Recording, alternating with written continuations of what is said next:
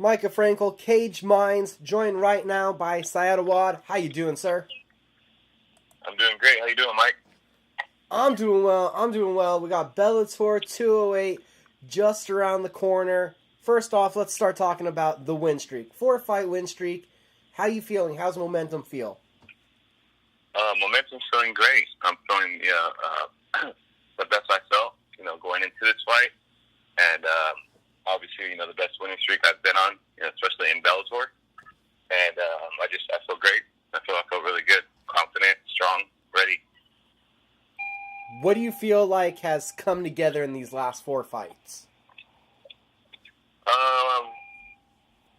Probably just my experience, to be honest. Just everything's kind of coming together from my diet to my diet to my training to just fighting smarter, taking care of myself more, taking care of my body more, listening to my body more. I think just everything in a whole. Do you feel there's been one pinnacle moment of these last 4 fights that you could put your finger on? Like I said, I think it's just a whole. I wouldn't say it's one thing that switched everything up. I mean, these last 2 fights I've been, I have switched up. I switched up my camps, and I'm noticing a huge change now. So I think things are just going to get better and better. But like overall, for the 4 fights, I think it's just I've been changing a lot of little things as I'm getting as I'm maturing in the sport and learning more and just taking care of myself more, listening to my body more. And I believe it's now you're at the training center. I don't want to get the gym's name wrong. The Treigning Lab. The Treigning Lab. Lab. So what's that been like? It's been different. It's definitely been different. He has a strength and conditioning program that I know there's no way other people are pushing themselves as hard as he's pushing us there. And it's not just the training. He goes from the inside out. He watches our diet. He does our whole our whole diet program, our whole cutting weight. When we cut weight for our fights, it's all dialed in, so we don't really feel like we're cutting weight. Like I used to feel like my fights were half my fight was me making weight. And then finally I'd make weight, and I'd think like, damn, I made weight, I made it. And I'm like, oh shit, I still got to fight. So now it's like we make weight without even realizing we're really cutting weight. Like my last fight, I ate steak the night before my fight, and usually I'm eating like nothing for like 3 days. So he has pretty dialed in with everything from our nutrition to our strength and conditioning to we have a great wrestling program there with we have Mark Munoz, Gail Christensen. And a bunch of really good guys to train with too. You had been at Millennia MMA for so long. How big of an adjustment period was that for you to a new schedule, to a new place? I mean, it wasn't crazy because I've been doing this for a long time. I've been doing it since I think 2006, I believe, and. So, I've jumped around gyms before a lot. So it wasn't nothing crazy. But the difference is I'm taking days off at different times. I don't take 2 days off in a row anymore. I take one day off in the middle of the week, one day off at the end of the week. And it kind of switched things up on me, which I kind of like it that way. So I'm not burnt out by the end of the week. Coming into Friday's training, I'm burnt out, and then sometimes I'll still go train Saturday. And then... But the training is different. It's definitely different. Strength and conditioning program is definitely different. When you're done doing that, it's like a reality check, twice a week after you're done with that. So it's definitely different. And how different is your diet from what it was before? I've always ate pretty good. I've always ate pretty clean. I would cut certain things out a little bit too early, thinking that I was doing my body, the right thing. When realistically I was just hurting myself or, kind of starve myself a little bit more than I needed to just because I was paranoid, because I was heavy. But, there's things that he showed me or he taught me to do and supplements I'm taking and the things that I'm doing that is allowing me to be able to eat, all the way up until the fight, still drink water. I would cut out my water usually 3 days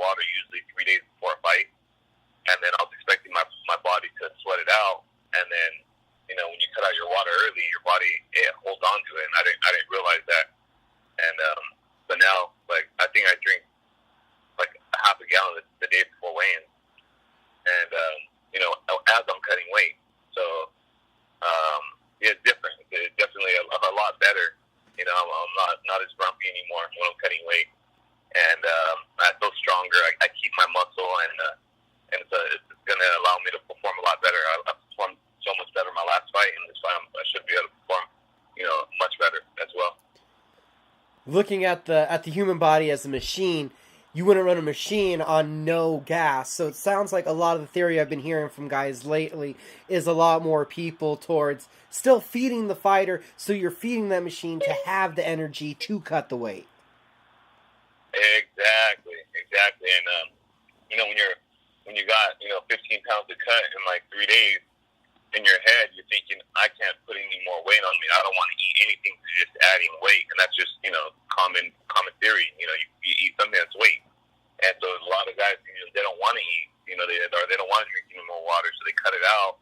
And body, it's not going to give you something if you're not not feeding it. So that's one thing I learned. So it's been better. And like this week, this camp, I actually put on a lot more muscle, and I was actually leaner, and I was losing weight too fast. So he actually had to up my calorie intake and switch a couple things around, just so I don't cut too much weight, so I could come in heavier, and not heavier, but come in stronger and not feel for my body, as you would say, and come in just as big as I can, as strong as I can, as ready as I can for this fight. And is there a comfort in this system with having that second person who's also there with you on this journey, looking over what you're doing and being that positive, yes, you're doing the right things, it is all right to eat, kind of things like that? Oh yeah, it's definitely a comfort. It's sometimes you lose yourself when you're doing it yourself and you're trying to figure things out and you don't know if you're doing it right, and you're making your opinion or your decisions based on how you feel and what you think, and then you're not sure if you're doing it right, and you're just playing it by ear and just going on how things are going. And like with Coach Cal, he told me how much I was going to weigh 2 months ago. He already had it all written out, and sure enough, from everything on his computer that he already had written out, I'm falling just right into place. And whenever I'll get off track, he would tweak something a little bit, and then I'll get right back on track. So he has it down to a science. He works from the inside out, and that's what I'm excited about, because I know I'm not depleting myself of anything, and I'm gonna be able to come in and fight day, 100% ready, and without cutting my body short of any nutrients that it needed. Tell us about being hooked up to a heart monitor before the fight. Man, the first time I did it, I did it once. He was looking at my last camp. It was because he pushes you, and he pushes you extremely hard. And you're thinking like, but why am I pushing this hard before a fight? But there's a science behind everything. I don't want to give out his secrets, but there's a science behind everything. So as soon as we were done with that, he told me all my numbers. He was really excited with the way my body was responding, and with how many beats I got my heart rate down between our rest period. And when it was time to fight, I was ready to go. That was my warm up, and I was ready to go. And each individual fighter, I'm guessing he maps out, has specific numbers he's looking to hit. Exactly. He pulls up our numbers, and he knows where we need to be out, and how high and hard we push it. And he doesn't just do the heart rate. He does something else. I forgot what it's called, but it measures whatever. I don't want to get too much into it, but he'll be able to measure what he needs to measure, and he knows where he needs to push you and what needs to happen in order for him to keep going, and then for him to stop, and then for you to be ready. How much of a warm-up before a fight is the physical of getting your cardiovascular system going, and how much also is it getting the mental gears firing to be expecting things, those quick reactions? How much is it physical, and how much is it getting the brain ready also? I don't want to tell you a percentage and be completely off, but for me, it's just as important as it is physically as it is mentally. You can go out there and be physically, 100% ready to go, and if you're mentally not there, and your body's not firing right because you ate the wrong things, or you had a bad weight cut, or whatever it is, then your body's not going to perform. Perfect example, Rory McDonald. I don't know what happened with him. He's a great fighter, but he totally got shut down. I don't know if it was just Gegard was just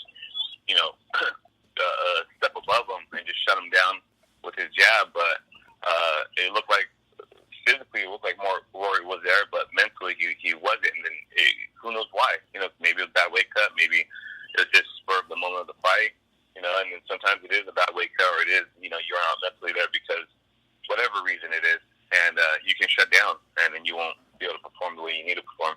In watching that fight specifically, honestly, Rory versus Gegard, I thought when Rory landed that beautiful overhand right and Gegard ate it like it was nothing, was kind of a little turning point in the bout. Yeah, he landed everything behind that. And Gegard just took it, rolled with it, and kept coming forward. And he kept his composure. He never got crazy. He never got out of his comfort zone. And I think that definitely switched things up. And then he was throwing a jab 10 times harder than Rory was throwing his right. And if somebody's killing you with the jab, you know the right's coming behind it. That's a scary weapon. And how long has it taken you to be able to get that composure? Because we know you like to get a little bit wild in there, Saad. Sorry about that. You cut out. What was that question? I said, how long do you think it's taken for you to get your composure in fight? Because we've seen you like to get a little bit wild in some of those brawling sequences too. I do, and that's something that I don't think I'll ever shy away from. You know what I mean? I'm sure I'm learning every day. Every day I'm learning something new when I train, and I'm trying to be more composed. But I do that certain fighting style that I try to pull away from. But I think it's just something that is probably always going to be with me. So you're probably going to see me bite down my mouthpiece a couple times in my fights and throw a bunch of punches, but. I would like to be a little bit more composed because I feel like I'm at my best when I'm composed and I can sit there and poke people from the outside. Definitely like the nickname. It says you're an assassin. I think you've done some of your best work at that sniper range, keeping it at a longer range. Yeah, I agree, and that is definitely something I've been working on for a while now. So we'll see. We'll see how I'm going to be able to, do in this fight and see if I'm going to keep them at that range or if I'm going to switch things up, or who knows, if I'm going to go out there and grapple with them.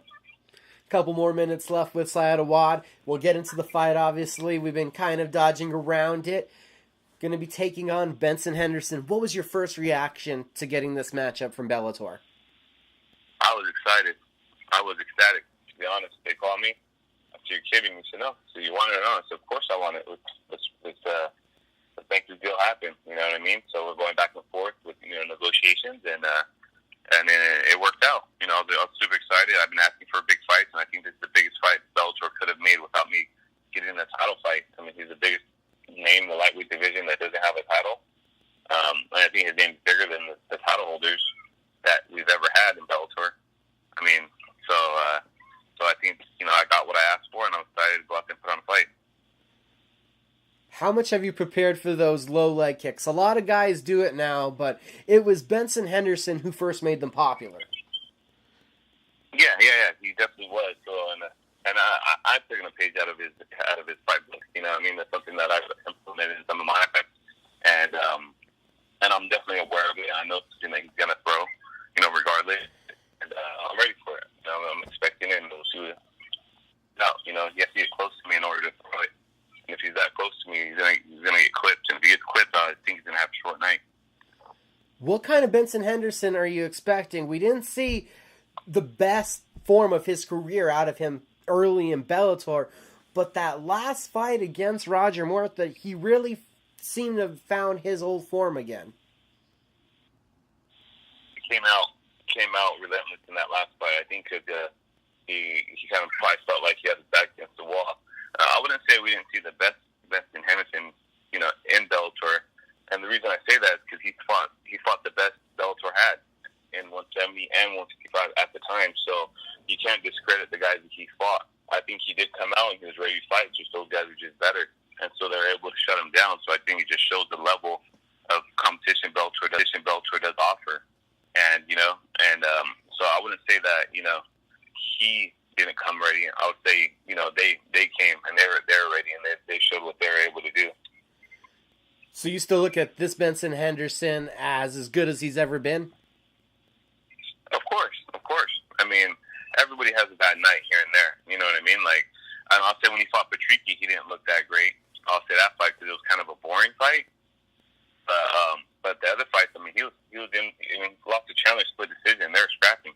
for 5 rounds, you know, and then he fought Korshkov to a decision, and Korshkov, that's a big boy, you know, it's 170 pounder, and he's a world champ, so you really discredit him from fighting, you know, the 170 pound world champ, you know, so we'll see what, like you said, I mean, me, I'm ready. I think he's gonna come. Find me like the way he did Roger Guarda, and awesome for me because then it's going to be a fight. It's going to be a fight that the fans are going to be excited about, and it's going to be a fight that I'm going to be. We know you have this massive power. Do you have the confidence that you could finish Henderson? I mean, like we said, Korshkov hit him with some big shots, and Henderson stuck in there. I'm going to hit him harder.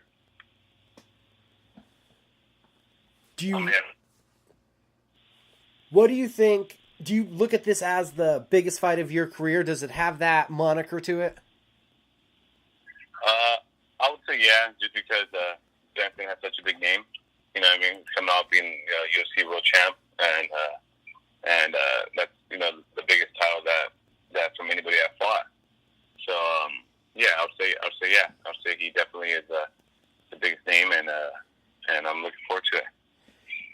Pretty sure this will be a yes, but we've seen the heavyweight Grand Prix. They have the welterweight Grand Prix going on. Should the next one be the lightweight Grand Prix? Oh man, I'll be excited about it.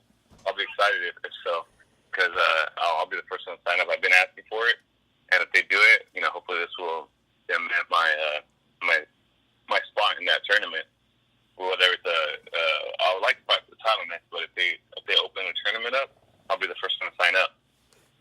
Especially if it's $1 million bonus. Right, that is a sweet little cherry on top. Yep, yeah, that definitely would be. Also now, this camp, not just father of one, but father of two. Has that made it any more hectic? Yeah, I'm doing my interview right now with my wife and my kids in the car. So it's either I'm training or I'm with them. So it's been nonstop. You know, it's definitely nonstop. But it's awesome. I wouldn't change it for the world. Awesome, sir. Tell them I thank you for letting me steal your time. And last but not least, who do you need to thank and shout out to? Just shout out to everyone supporting me. Shout out to my wife for holding it down. My kids for being awesome. Treigning Lab for taking care of me. You know, bringing me in, treating me like family. Coach Cal for spending his time, and he puts a lot of time into his fighters. And yeah, he's really helped me. He's really helped me a lot. So I'm excited to go out there and put on a great fight. You know, under his supervision. And real quick, can you tell everybody how they can keep up with you on social media? Yeah, give me a follow or follow my career, whatever, on Twitter, Saad MMA, that's ADMMA, and then on my Facebook fan page, it's